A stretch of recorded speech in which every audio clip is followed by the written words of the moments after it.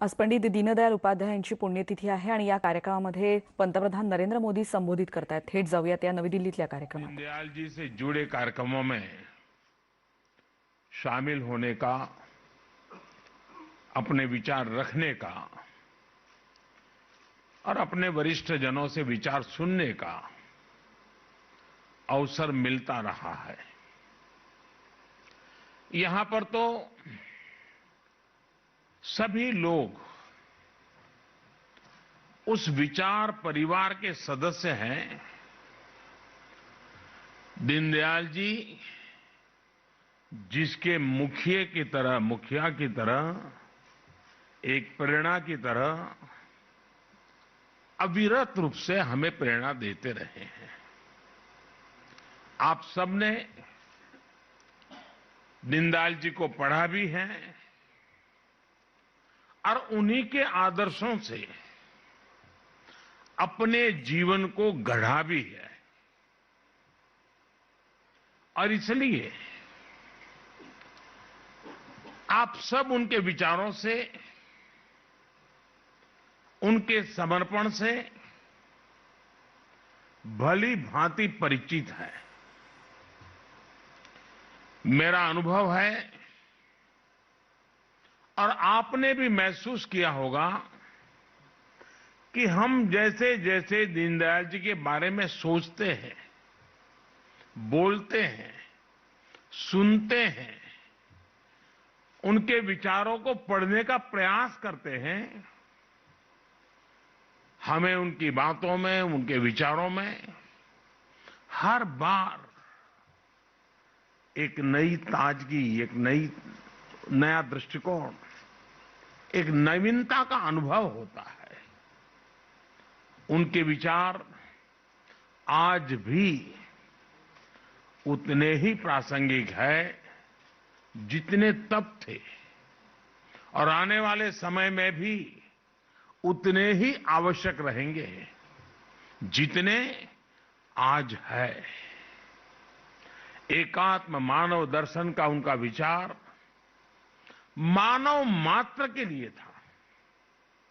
इसलिए जहां भी मानवता की सेवा का प्रश्न होगा, मानवता के कल्याण की बात होगी, दीनदयाल जी का एकात्म मानव दर्शन प्रासंगिक रहेगा ही रहेगा। एकात्म मानव दर्शन में विशेष रूप से इन 3 शब्दों में व्यष्टि से समष्टि की यात्रा व्यक्त होती है, स्वार्थ से परमार्थ की यात्रा का मार्ग स्पष्ट होता है और मैं नहीं तू ही का संकल्प भी सिद्ध होता है। साथियों, हमारे यहां कहा गया है, स्वदेशे पूज्यते राजा, स्वदेशे पूज्यते राजा, विद्वान सर्वत्र पूज्यते। अर्थात सत्ता की ताकत से आपको सीमित सम्मान ही मिल सकता है।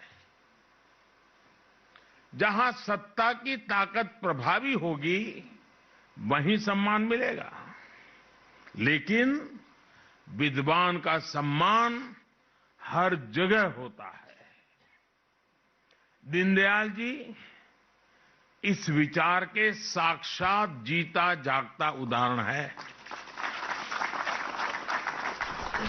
उनका एक एक विचार, उनके एक एक शब्द उन्हें पूरी दुनिया में एक विलक्षण व्यक्तित्व बना देते हैं।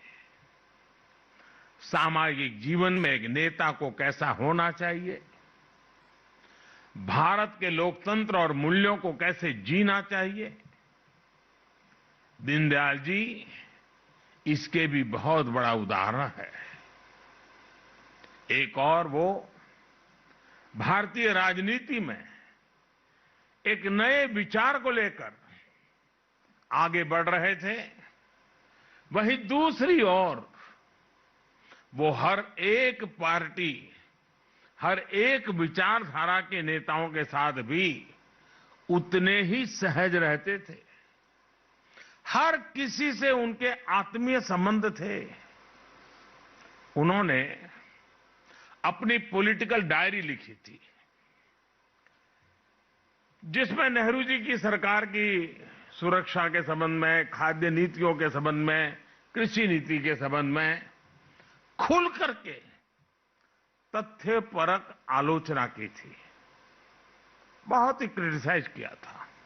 लेकिन जब उन्होंने अपनी इस डायरी को प्रकाशित किया पुस्तक के रूप में, तो इसका प्राकथन उन्होंने कांग्रेस नेता और यूपी के मुख्यमंत्री रहे श्रीमान संपूर्णानंद जी से ही लिखवाया। संपूर्णानंद जी ने अपनी टिप्पणी में एक बहुत ही प्रभावी लाइन लिखी है। उन्होंने लिखा है, ये पुस्तक फ्यूचर रीडर्स के लिए एक साइकोलॉजिकल ग्लो है। आज दुनिया देख रही है कि इस महापुरुष के विचारों का ये ग्लो कैसे पूरे भारत में अपनी चमक बिखेर रहा है। साथियों, हमारे शास्त्रों में कहा गया है, स्वदेशो भुवनम त्रयम, स्वदेशो भुवनम त्रयम, अर्थात अपना देश ही हमारे लिए सब कुछ है, तीनों लोकों के बराबर है। जब हमारा देश समर्थ होगा तभी तो हम दुनिया की सेवा कर पाएंगे।